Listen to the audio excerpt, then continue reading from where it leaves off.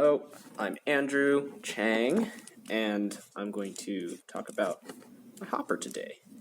So, the three main design goals that I had were that, first of all, I wanted it to be modeled after a grasshopper.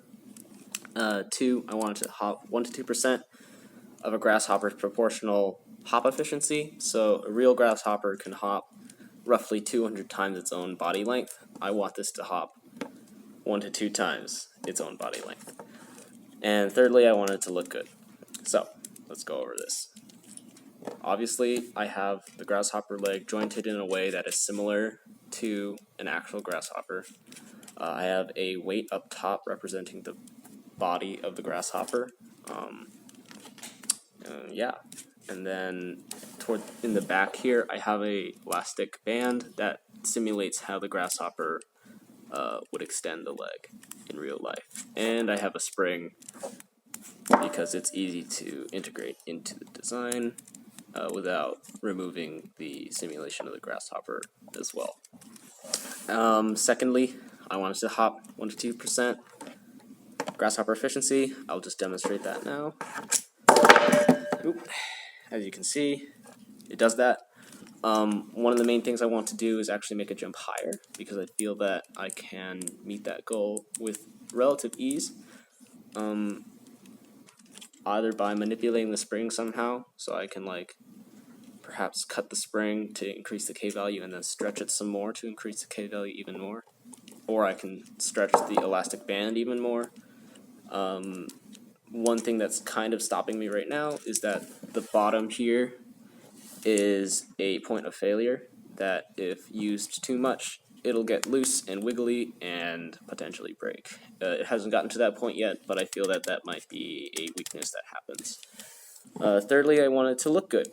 I think I'm accomplishing that. It has all these bevels and curves, and I think it looks pretty cool. One major thing that I am not satisfying within the design requirements given to everyone is the presence of a trigger. So I have to manually push down, hold, and then let go, it works, but it's not satisfying the assignment goals. So I have two main ideas for satisfying that lapse in design.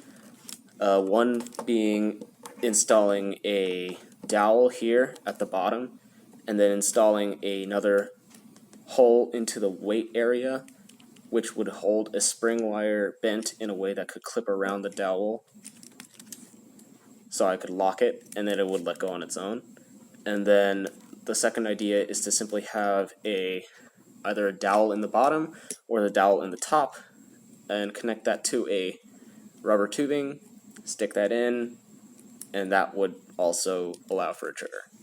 For now, I want to experiment with, as I've said before, the springs. I could also play with the top weight. It currently satisfies the weight requirement, but I feel that I could possibly even reduce the weight to get a higher jump. Other than that, there's not much else at this point in time. Thank you for watching.